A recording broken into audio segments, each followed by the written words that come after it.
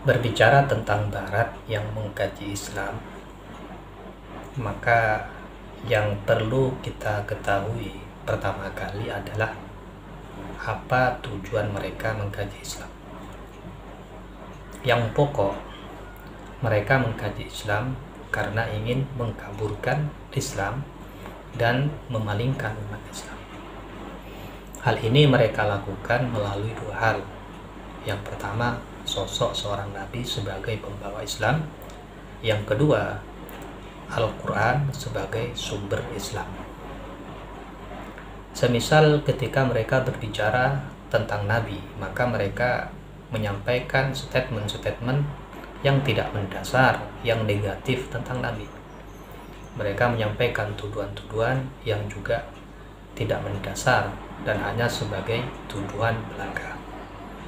Contohnya, mereka menuduh Nabi sebagai rajulun syahwaniyun, laki-laki yang hanya mementingkan syahwatnya saja. Rajulun syahwaniyun artinya adalah laki-laki yang punya kelainan seksual atau pedofil.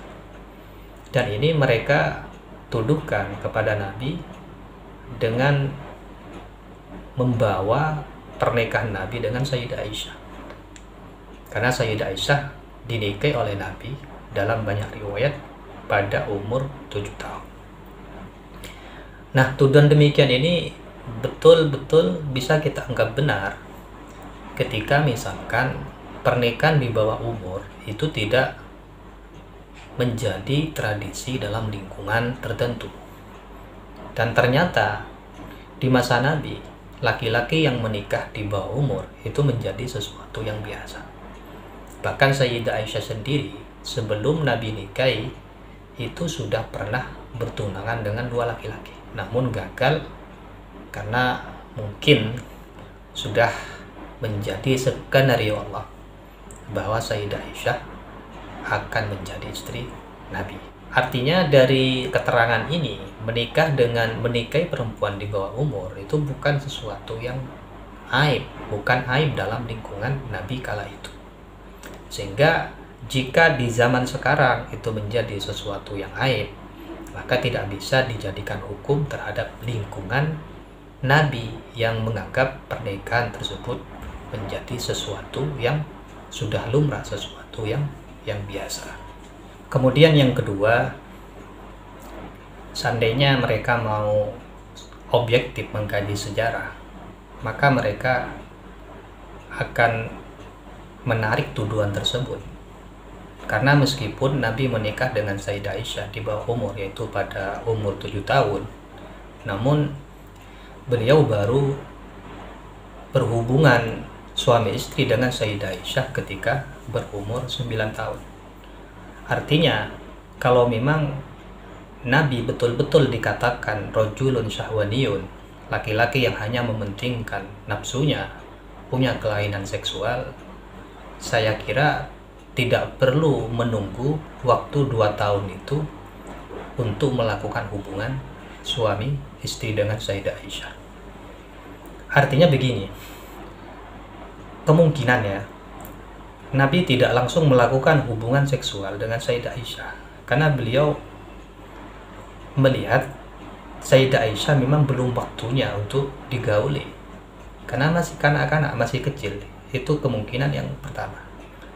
Kemudian kemungkinan yang kedua, karena memang Nabi itu bukan laki-laki yang hanya mementingkan nafsunya. Dari dua kemungkinan ini pun juga kita sudah bisa menanggapi bahwa memang laki-laki itu bukan sosok yang hanya mementingkan nafsunya.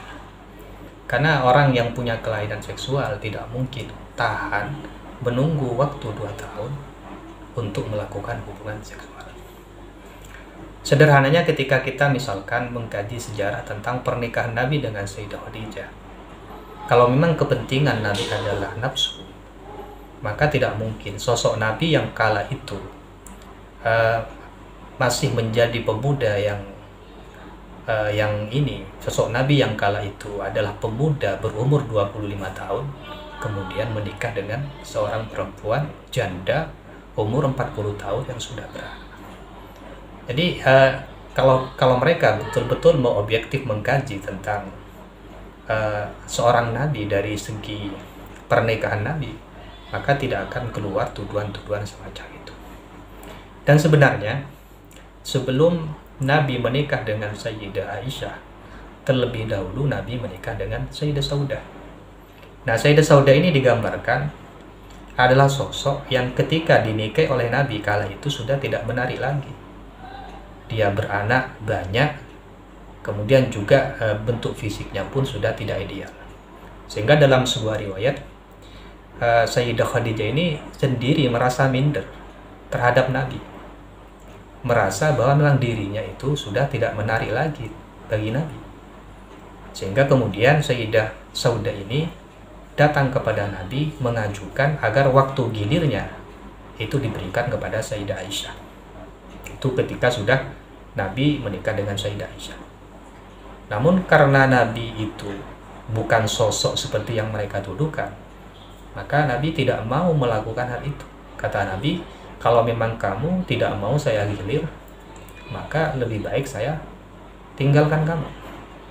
Maka Sayyidah Saudah mengatakan, tidak ya Rasul, saya ingin nanti di akhirat tetap bersama kamu. Maka kemudian berlanjutlah pernikahan itu. Jadi kalau memang Barat mau objektif mengkaji Nabi, maka apa yang telah saya sampaikan tadi sebagai tanggapan terhadap tuduhan-tuduhan mereka bahwa Nabi itu memiliki kelainan seksual, itu tidak bisa dibenarkan. Mungkin demikian, terima kasih.